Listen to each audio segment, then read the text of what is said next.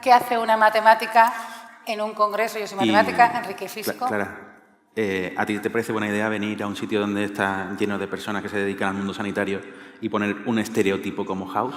Bueno, sí, yo supongo que sí, que a lo mejor vosotros estáis un poco cansados de que cada vez que alguien diga un médico o algún sanitario, la gente piensa en House, pero los físicos están hartos de que cuando se hable de un físico todo el mundo piensa en Sheldon Cooper, y las matemáticas estamos hartas de que cuando se diga matemática nadie conozca ninguna matemática.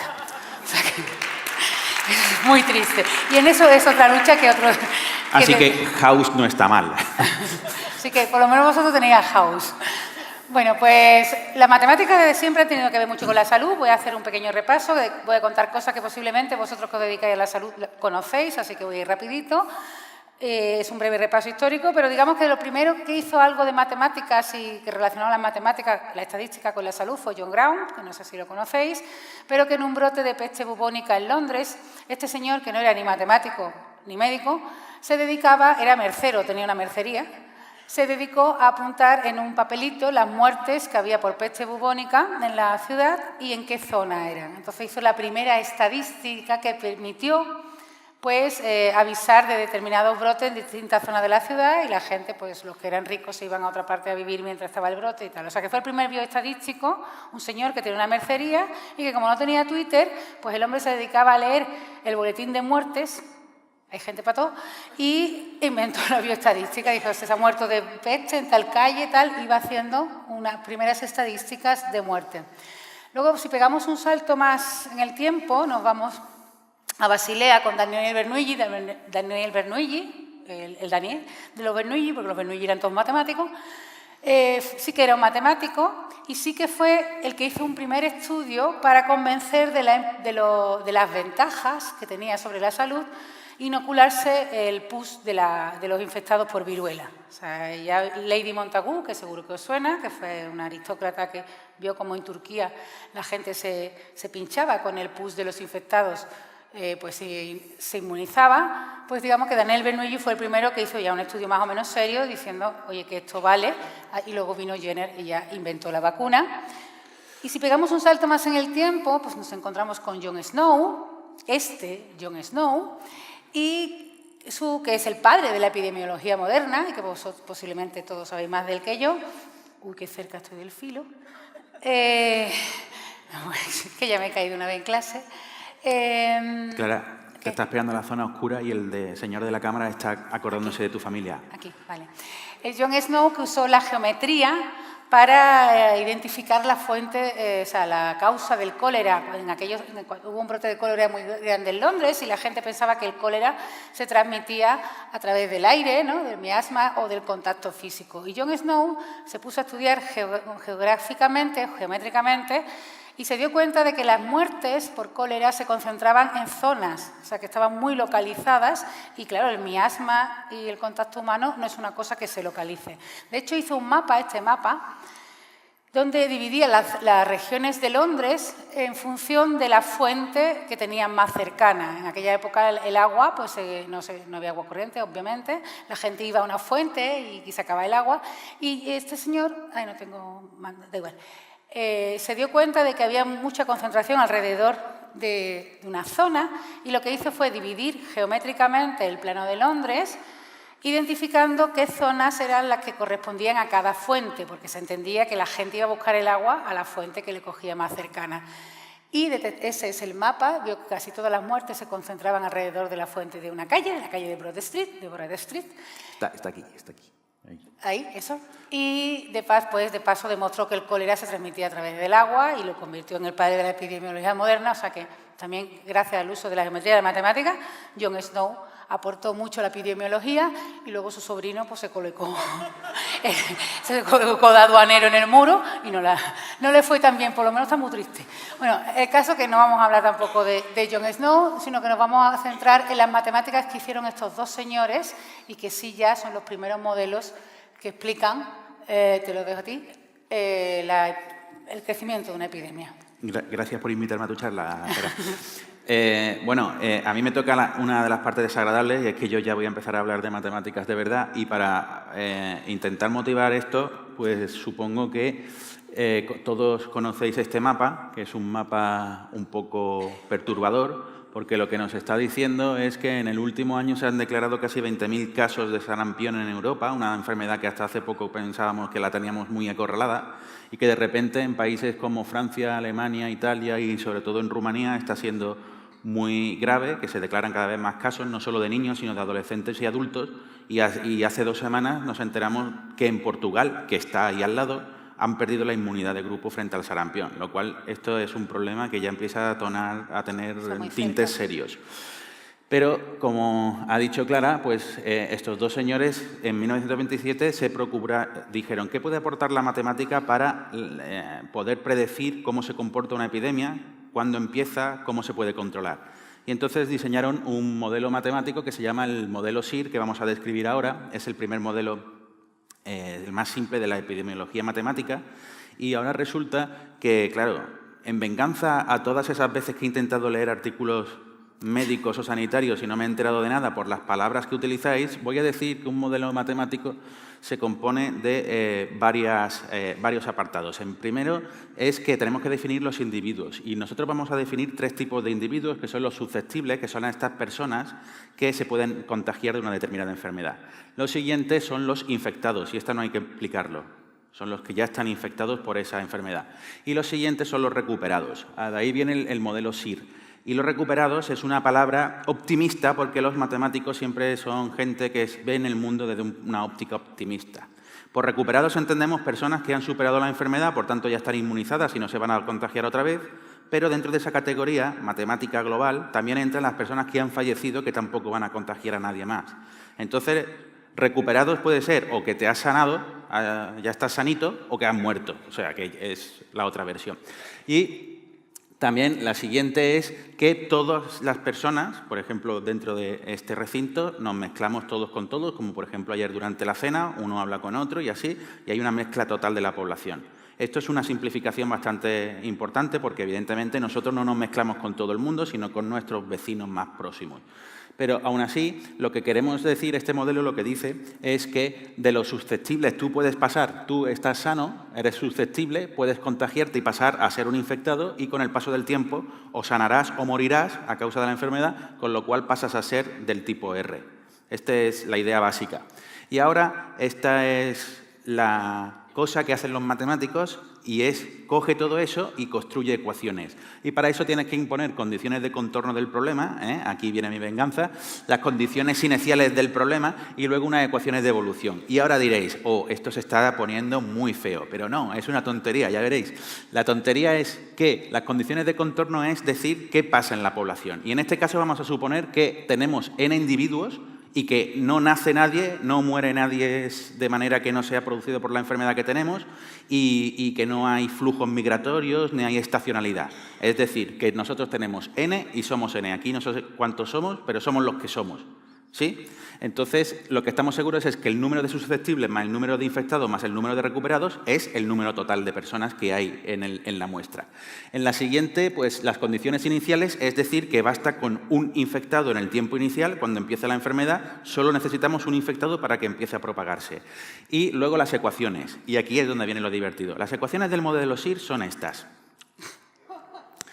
Bien, no la va a explicar. No la vamos a explicar. Pero lo interesante... No os vayáis. Lo interesante es que si resolvemos esas ecuaciones, lo que tenemos es la curva roja es cómo se comporta el número de infectados. Y como veis ahí, empieza en un número bajito, luego va subiendo hasta que llega a un máximo y después va decreciendo. Claro, ¿eso por qué es? Bueno, pues si nos concentramos en la verde, que es el número de susceptibles con el tiempo, empezamos con la población total tiene 10.000. Como te empiezas a infectar, los susceptibles pasan a ser infectados, por tanto, los susceptibles decrece el número de susceptibles. Mientras que decrece el número de susceptibles, el número de infectados aumenta. Pero ahora, en cuanto hay infectados, hay gente que se puede curar o morir, con lo cual empieza a aparecer la curva azul, que es la de recuperados. Si esperamos el suficiente tiempo en este modelo sencillo, todo el mundo acaba siendo recuperados, que, insisto, pueden ser que han sanado o que están muertos. Este es lo que nos dice el modelo. Y aquí hablamos de epidemia en términos matemáticos porque, si os fijáis, empezamos con una población de 10.000 y el número total, en el pico más duro de la infección, hemos alcanzado casi 7.000 personas, es decir, un 70% de la población se ha infectado. Pero lo interesante de estos modelos es que nos escupen un número R0, que seguro que os suena. Es el número de reproducción básico, y es un número que depende de la enfermedad, y esto no lo calcula la teoría. La matemática necesita que vosotros nos digáis cómo se comporta la enfermedad, cómo se transmite, si depende de la época del año, si depende de la edad, si depende del género, etcétera, etcétera. Y con esos datos se puede calcular este numerito. Esto, básicamente, este es el modelo, depende de estos dos parámetros, que no os voy a explicar mucho, pero esta es la tasa de infección, es decir, cuán de potente es la enfermedad, y esa es la tasa de recuperación. Mezclando esos dos datos que tenéis que proporcionarnos nosotros para que este modelo sepa de qué enfermedad estamos hablando, podemos construir el R0.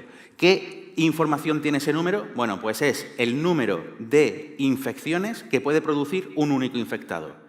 Es decir, si el R0 de una enfermedad es 2, significa que un infectado puede infectar a 2 personas. Esas 2 personas podrán infectar a otras 2. Para verlo un poquito más claro, un R0 igual a 2 significa que este infectado puede infectar a 2, este a otros 2, este a otros 2. Y eso, señores y señoras, genera una reacción en cadena. Eso es chungo. Ahora imaginemos que este proceso se realiza. El primer día tengo un infectado y durante el primer día de infección infecta a 2. En el segundo día de infección ya tenemos 4. Si nosotros echamos una cuenta, ahora mismo estamos alrededor de 7.000 millones de personas en el mundo, si no me equivoco. Sí. Persona arriba, persona abajo. Sí. Si tuviéramos una enfermedad con R0 igual a 2 que se propagara diariamente de 1, 2, 4 y así sucesivamente, ¿en cuántos días creéis que si no se pusieran medios afectaría a toda la población? Si fuera posible, claro. Esto es sorprendente porque en 33 días todo el mundo habría adquirido la infección. Eso es crecimiento exponencial. Esto es un crecimiento exponencial. O sea, que si crece exponencialmente, eso es crecer exponencialmente. Que en 33 días has infectado a 7.000 millones de personas. Cuando hables, vente porque si no te vemos. Y entonces resulta que hay otra cuestión. Esto de aquí es una reacción en cadena, como hemos dicho, y ya sabemos que las reacciones en cadena en física dieron mucho juego, para bien y para mal. Y en biología pues, han simplificado los análisis genéticos porque la reacción en cadena de la polimerasa es una reacción en cadena. O sea, estos tipos de comportamientos son muy habituales en ciencia. Y esto nos sirve para copiar genomas y para poder hacer pruebas genéticas con una muestra mínima de sangre, por ejemplo. Y, atención, ¿qué nos escupe el modelo cuando nosotros lo manejamos un poco? Pues nos escupe esto, que tendremos una epidemia si el número de susceptibles es mayor que 1 partido de ese R0 que estábamos hablando. Y esto puede parecer raro, pero resulta que eso es el tanto por ciento de personas que son susceptibles de contraer una enfermedad cuando aparece la enfermedad. Entonces aquí aparece un juego muy bonito, porque de las biociencias nos tenéis que decir cuánto vale esto y entonces, desde el punto de vista matemático, decimos, ojo, si la población susceptible es tanto, entonces va a haber una epidemia. O sea, que no depende solo de la virulencia, me voy a poner para acá, sí, que haya luz. No depende solo de la virulencia de la enfermedad, sino que depende principalmente del número de susceptibles. Si hay susceptibles, la enfermedad se propagará, pero si la gente no es susceptible, ya puede tener el R0 que quiera, que es para nada. Claro. ¿No? Porque no tiene a quien infectar. O sea, yo no voy a tener nunca cáncer de próstata, creo, ¿no? Casi seguro. Y si tú estás, porque no soy susceptible de tener un cáncer de próstata, pues lo mismo. Si la población no es susceptible, por mucho que llegue una enfermedad muy, muy grave, no puede prosperar. O sea, que esa es la clave, que no haya gente susceptible de ser contagiada. Y entonces las matemáticas nos dicen, para evitar una epidemia, lo que hay que hacer es reducir ¿quién? El S0. El S0, el número de susceptibles. Y de eso sabemos de hacerlo de dos formas. O bien cuando empieza una enfermedad aislamos a todos los enfermos, y eso no es viable en la mayoría. Ébola, por ejemplo. O bien matamos a todos los susceptibles, que está feo porque es otra solución. El que más y el que menos ha jurado que no va a hacer daño a los seres humanos, ¿no? Espero.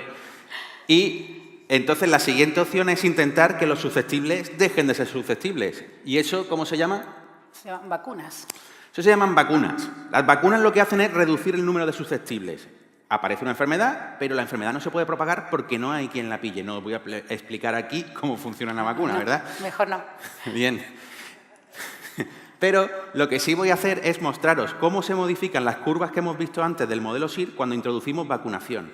Entonces, vamos a volver a tener una enfermedad con un R0 de 10. Es decir, un infectado puede infectar a 10. Esos 10 a 10 cada uno, y así sucesivamente.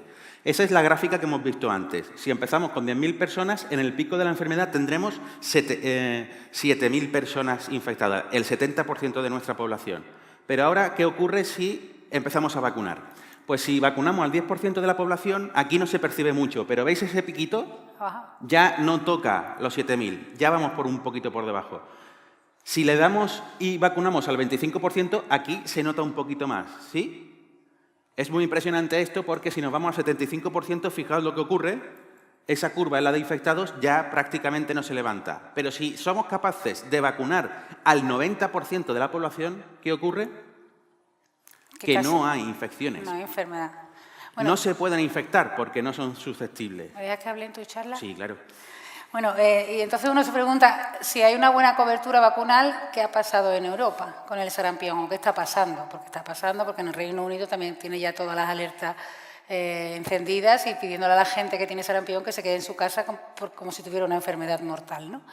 ¿Qué está pasando? Pues lo que pasa con el sarampión, como todos sabéis, supongo, es que el sarampión, no tengo otra vez, está aquí y no se ve casi la imagen, pero si no lo sabéis yo lo digo, el sarampión tiene un número de reproducción básico, que está aquí la hepatitis C, que tiene un 2, es que no se ve, el ébola, que tiene otro 2, y el sarampión tiene un número de reproducción básico del 18, que es una burrada. O sea, estamos hablando de una de las enfermedades más virulentas que existen, de las enfermedades que se reproducen con más facilidad, porque si en 33 días con un R02 somos capaces de contagiar al mundo entero, con un R018 está tirado. Entonces, si tú metes este R0 en los modelos matemáticos, te dices, para asegurar la inmunidad de grupo, tienes que vacunar de sarampión al 95%. Pero vacunar al 95% de la población a cualquier escala. O sea, no sirve que España tenga una tasa de vacunación en segunda dosis del 95%. También la Comunidad Valenciana tiene que cumplir el 95%. También Valencia tiene que cumplir el 95%, contando solo la gente de Valencia. También en el cole de tu hijo tiene que cumplir el 95% dentro del cole de tu hijo. De nada sirve que España esté vacunada al 95%, si en una determinada comunidad no se alcanza ese 95%, que es cuando se producen los brotes de vacuna. Entonces, descubrimos que en España el movimiento antivacunas, como sabéis todos, porque os dedicáis a esto, no es muy fuerte. Hay mucha gente que duda, pero no hay gente todavía muy lanzada al movimiento antivacunas, pero existir existen. Entonces uno se pregunta, ¿por qué? ¿Por qué pasa esto en 2017? ¿Por qué la gente no vacuna a sus hijos? ¿Por qué la gente no se quiere vacunar? Y la respuesta fácil es decir, la gente es idiota. La gente es gilipollas, ¿no? ¡Hala! Y de vez en cuando, algunas veces, se te escapa, ¿no? Que no se te escape en Twitter, que te linchan. Pero la gente no es gilipollas. La gente toma decisiones sobre sus hijos y la gente no se le puede tratar de gilipollas. Entre otras cosas, por aquello de la tercera ley de Newton, porque si tú llamas a alguien gilipollas y lo atacas, pues rebotará y habrás perdido a alguien a quien convencer. Entonces la gente razona sobre la salud de sus hijos y razona en función de que vive en un mundo social. Vamos a hablar un poco de eso, de por qué la gente, desde el punto de vista matemático, decide no vacunar o duda si vacunar a sus hijos.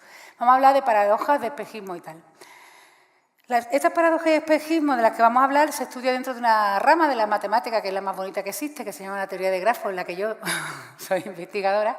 Y lo que viene a hablar es que vivimos en un mundo social donde nos comunicamos todo con todo, nos vamos comunicando entre nosotros, todo con todo. Este dibujo que veis aquí tan bonito es un grafo que podría representar una comunidad, ¿no? Una determinada comunidad donde cada persona, cada individuo sería un puntito y donde señalamos con rayitas las relaciones personales. Esto no corresponde a nada, esto es un grafo bonito que yo he encontrado en Google, pero así se representan los grafos, así se representa Facebook, por ejemplo. Facebook es un grafo donde cada persona es un puntito y las personas que son amigas en Facebook están unidas con rayitas. Un grafo con 1.600 millones de puntos. pero es un grafo. Y estudiando estos grafos podemos analizar y estudiar y sacar conclusiones sobre el comportamiento de la gente, y de hecho se está haciendo, y de hecho ya se están manejando las redes sociales, pues no sé, para ganar elecciones en Estados Unidos y tal. Entonces, una de las cosas que siempre se pensaba que ocurría, o que ya algunos sociólogos habían detectado en cualquier comunidad, en cualquier red social, pero digo red social no virtual, sino en un cole, en un centro de trabajo y tal, es una cosa que se llama la paradoja de la amistad. Esto es de un estudio de 1991 de un sociólogo norteamericano. Decía que en cualquier comunidad se daba la paradoja de la amistad, cualquier grupo social, cualquier red social, entendiendo por red social cualquier comunidad. Y viene a decir que tus amigos tienen más amigos que tú. Se siente, así es. Y es cierto, o sea, lo que dice la paradoja de la amistad no es literalmente que tus amigos tengan más amigos que tú, porque tú puedes decir, pues es mi amigo y tiene menos amigos que yo. No, no es eso. Lo que dice la paradoja de la amistad es, lo intento explicar con el ejemplo que pone Fell en su artículo, es que si tú coges un grupo social, y esto es un grupo de niñas en un colegio norteamericano, de chicas que han señalado a su best friends, ¿no? O sea, señala a tu mejor amiga, y le salió ese grafo. Y si estudias ahí el número de amigos, aquí hay una tablita, pues si ponemos en una columna cuántos amigos tiene cada una de las niñas, pues era un cole de niñas, y ahora contamos sus amigos, sumamos los amigos que tienen sus amigos y luego dividimos este número entre el primero, calculamos la media de amigos de tus amigos. Entonces, en ese grupo social tan pequeñito, solo hay 2 chicas, Sue y Alice, que tienen más amigos que la media de amigos de sus amigos. ¿Esto por qué ocurre? En realidad lo que viene a decir la paradoja de la amistad es que todos tenemos un amigo más popular que nosotros.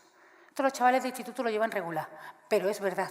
Pero es así, todos estamos conectados a alguien que es mucho más popular que nosotros. O sea, no significa que estemos conectados todos con Justin Bieber, ni falta que hace. Pero si tú tienes 10 amigos en Facebook, seguro que estás conectado a alguien que tiene 100, y este que tiene 100 seguro que está conectado a alguien que tiene 1000. O sea, que todo el mundo está conectado a alguien más popular que él. Y en este caso, casi todo el mundo, excepto las personas muy populares, como en este caso son Sue y Alice, que serán pues las correspondientes a las sensaciones de vivir. Vale, los que habéis reído sois viejos. Porque los jóvenes están mirando quién son esa gente. ¿Qué tal la foto? Estas son las sensas. Bueno, y para lo que sirve la paradoja de la amistad, y ya se usó en 2009 con la gripe A, es para detectar a las personas que no cumplen la paradoja de la amistad, o sea, que son más populares que la media de amigos, porque ellos son lo que se llaman los sensores, los nodos, o como se llama en Twitter, los influencers. Gente que tiene mucha centralidad en la red social. Entonces, si miramos en Facebook, las cuentas se pueden hacer. En el mundo no podemos hacer las cuentas porque nadie sabe quién conoce a nadie, pero en Facebook sí. Y en Facebook se hicieron las cuentas y salía que el 92,7% de los usuarios sufren la paradoja de la amistad. Es decir, que tienen menos amigos que sus amigos, que tienen un amigo mucho más popular que él, al menos uno. Eso significa que solo aproximadamente un 7% de Facebook son más populares que el resto. Esos son los sensores. Y esa gente es muy interesante detectarla para marketing, publicidad y para enfermedades. Y en Twitter, si hacemos las cuentas, que están hechas de hace un año, el 99,7% de la gente está conectado a alguien muchísimo más popular que él. Eso es muy guau. Twitter también tiene solo 500 millones de usuarios, que tiene un tercio de los de Facebook, pero también estamos así. Entonces hay que intentar encontrar a los que no cumplen eso. Este es un ejemplo, me equivoco de mando, que se hizo con Juego de Tronos, otra vez, que hicieron unos matemáticos de Minnesota, de una universidad de Minnesota, y lo de Minnesota es un dato importante porque hay que estar muy aburridos para dedicarse a hacer algo así, que se cogieron los libros de Juego de Tronos y fueron contabilizando las veces que se hablaban, las veces que aparecían en la misma página, hicieron aparte de la tontería de que sea una fricada, sí que nos permite identificar en una red social quiénes son las personas que están más conectadas, que son sensores.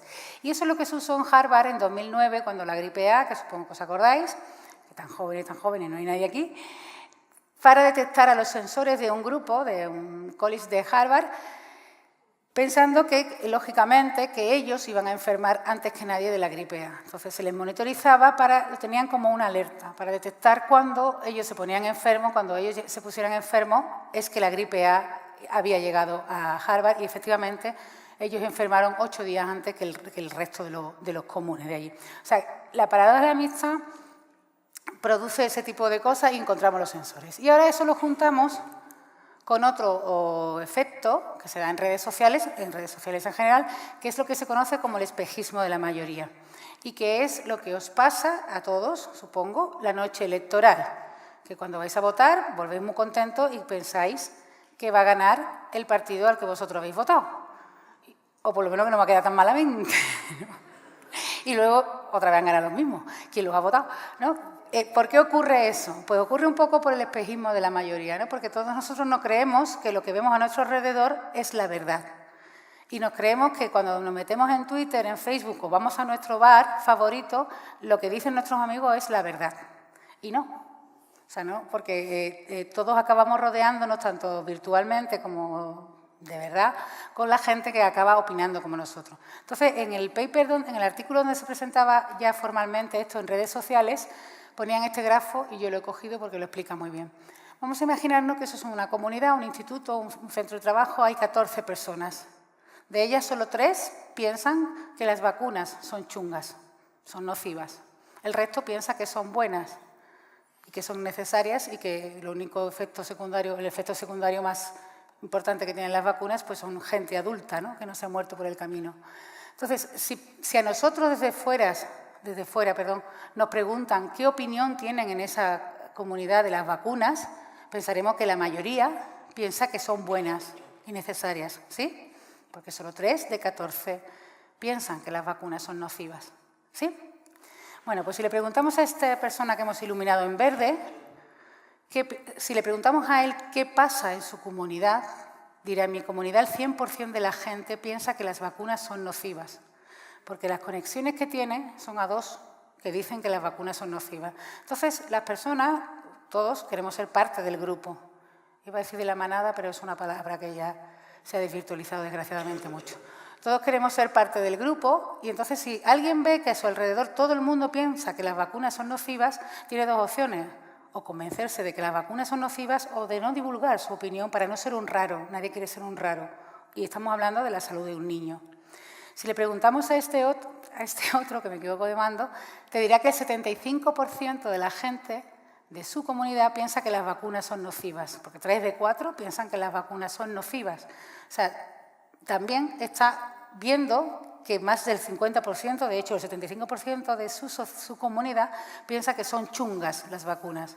Y estamos hablando otra vez de un niño. De hecho, este grafo está pensado, está diseñado para que todos los puntos blancos detecten o vean que más del 50% de sus amistades piensan que la vacuna es nociva. Y ahora nos vamos a fijar en los puntos rojos. ¿Qué tienen de especial los puntos rojos? Que tienen muchas aristas, que son los sensores de ese grafo.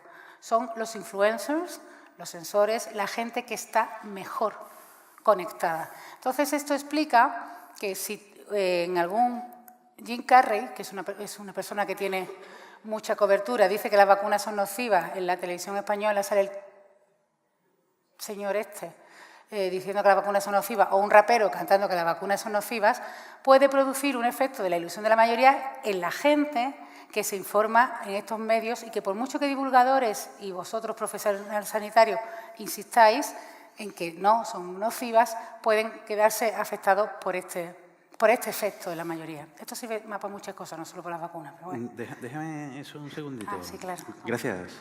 Esto es muy impresionante y ahora vamos a verlo en acción porque se introduce en matemáticas un concepto que se llama racionalidad miope. Entonces, pongámonos en el caso de que tenemos que decidir si vacunarnos o no, o si vacunar a nuestros hijos o no. Entonces, la gente, como hemos dicho antes, no es idiota y lo que hace es ponderar los pros y los contras de las vacunaciones, pero sobre lo que percibe acerca de la vacunación. Entonces, básicamente, lo que hacemos es hacer una lista matemática de pros y contras y quedarnos con la mejor, la que más nos convenga. Eso lo estudia una teoría que se llama teoría de juegos, que es muy interesante, lo aplican los economistas, la gente de los bancos, los que hacen política exterior, etcétera, etcétera, pero que se trata de dilucidar cómo nos comportamos en situaciones de conflicto donde queremos luchar por mejorar nuestra situación o por empeorar la de enfrente. Y entonces, lo que hacemos es imaginar que tenemos una función que es cuánto voy a perder si me vacuno. Y entonces, si me vacuno, yo tengo dos opciones. O sea, sobre la decisión de vacunar o no, yo puedo decir cuánto es el riesgo de contagiarme de esa enfermedad, de esa vacuna, y cuáles son los riesgos de tener efectos secundarios. Y eso lo vamos a poner un poco más matemático así, que son las pérdidas que yo voy a incurrir es contagiarme o tener efectos secundarios. Ahora, ¿cuál de las dos pesa más? Entonces, para verlo, vamos a hacer un ejemplito que es, supongamos una enfermedad ficticia que lo que hace es que zombifica a las personas. No existe, que sepamos. Todavía. O se llama televisión, pero no lo sabemos. Pero supongamos que existe. Ahora supongamos que tenemos una vacuna que funciona para esa enfermedad.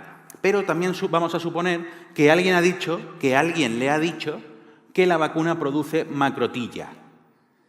Es decir, que te ponen las orejas grandes. Entonces, que es un problemón, si ha bien pensado.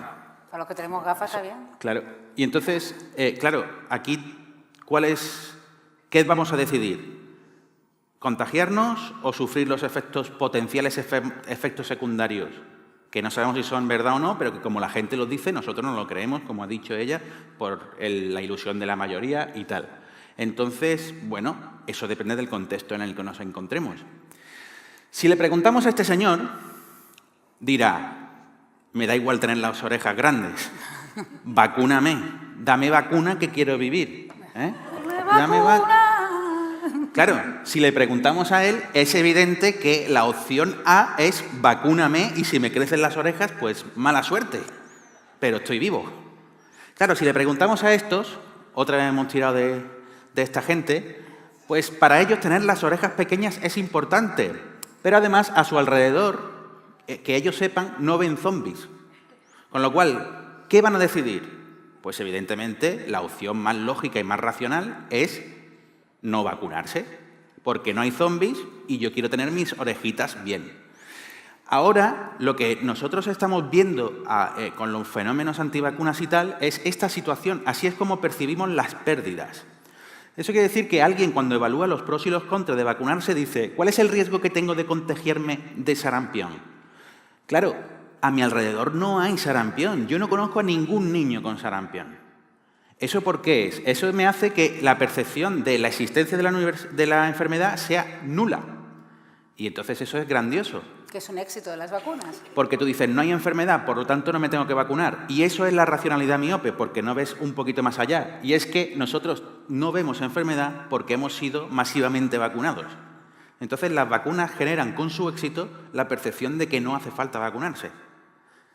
Y luego, por otro lado, como empezamos a recibir mensajes por muchas vías de gente a la que le damos credibilidad de que las vacunas producen tal o cual cosa, de que eso es la industria farmacéutica, que no sé qué, que no sé cuánto, pues tú dices, pues no quiero participar en eso, no quiero exponer a mi lindo bebé a un problema de efectos secundarios, con lo cual no hay enfermedad y hay efectos secundarios, la opción básicamente es no vacunar. Esto también os digo que solo es cierto si tienes el suficiente tiempo como para ponerte aquí. Mi madre nunca se lo planteó, porque estaba más preocupada con darme de comer. Lo de las vacunas era secundario, o sea, me la ponían por defecto y ya está. ¿Por qué? Porque un señor o una señora con bata había dicho, hay que vacunar al niño. Esto quiere decir que estamos viviendo en el llamado primer mundo un proceso de políticas en contra de las vacunas porque tenemos demasiado tiempo libre, tenemos las neveras llenas y como dijo un amigo nuestro, Juan José Gómez Cadena, que tiene una frase muy buena, dila tú. La primera víctima colateral del estado del bienestar ha sido la cordura. Eso sí, no es de ahí, ha sido el sentido común, ha desaparecido. Y entonces, no quería irme de aquí sin, ya que es una charla de matemáticas. Enseñar un teorema. Este es un teorema que se enunció en 2004 y que fue realmente sorprendente. Entonces, para que veáis, estas son las partes importantes. Y dice que si la decisión de vacunar se toma en un entorno favorable a la racionalidad miope, es decir, tenemos una percepción miope y tal, no hay enfermos, nos dicen que hay efectos secundarios, y con total libertad individual, es decir, nadie me obliga a vacunarme, yo decido si me vacuno o no, entonces se cumple matemáticamente que nunca se alcanza el nivel de seguridad de inmunidad de grupo por ningún método. Es decir, si nos dan la libertad y estamos en un entorno donde se da la racionalidad miope, nunca se alcanza la inmunidad de grupo. O se perderá, como ha pasado en Portugal. O se pierde en Portugal. Ojo, eso es una cosa interesante, porque, claro, ahora todo consiste en ¿cuándo funciona un teorema? Cuando se verifican estas condiciones, estas tres. Entonces, ¿cuál es la manera de atacar el teorema? De vencer a ese teorema y asegurar que vamos a conseguirla. Bueno, pues tenemos 3 vías. Que la decisión de vacunar no sea libre, sino que nos la impongan, y entonces estamos chocando con la libertad individual, y eso está feo, porque la Constitución y eso te asegura de que tú puedes decidir, y además porque es contraproducente obligar a hacer algo, porque entonces aparecerá un movimiento muy virulento en contra. Entonces hay que dejar la libertad. Entonces, ¿cuál es el punto débil del teorema? El entorno favorable a la racionalidad miope. Y entonces, como corolario de este teorema, lo único que tenemos que hacer es seguir insistiéndole a la población e informándoles. Oiga, usted, si no vacuna, va a pasar esto, esto y esto. La única opción que tenemos es seguir informando con todas las armas que tengamos, sobre todo vosotros que sois los que estáis en las trincheras de esto, y decirle, oye, vacunar no es carente de riesgos, como tampoco es cruzar una carretera o comer pollo frito, pero vamos a ver cómo se ha desarrollado esto. Así que... que si no nos vacunamos, básicamente, nosotros no tenemos acceso... La gente no nos pregunta a nosotros sobre vacunas, os pregunta a vosotros. Pues le podéis decir que si no nos vacunamos todo de lo que nos tenemos que vacunar, pues evidentemente no nos salen las cuentas y se pasa lo que está pasando en Portugal. Y ya terminamos. Voy a hacer un umbral, voy a hablar de mi libro. Sí, hemos escrito todo esto y mucho más sobre las matemáticas de la vacuna en un libro de la editorial de Nestor, que os recomiendo que le echéis un vistazo a la editorial, porque es una editorial que está apostando por temas científicos, por llevarlo a la divulgación. Tiene ya 2 libros de vacunas. Y nada, quería aprovechar para agradecer que el prólogo nos lo ha hecho Raquel Sastre, que es una humorista muy comprometida con la lucha pro vacunas, una madre de 3 hijos, y que ha hecho un prólogo muy simpático para que la gente se ría antes de meterse en el libro, que el libro es de matemáticas. Y lo dejamos por aquí y muchas gracias. Muchas gracias.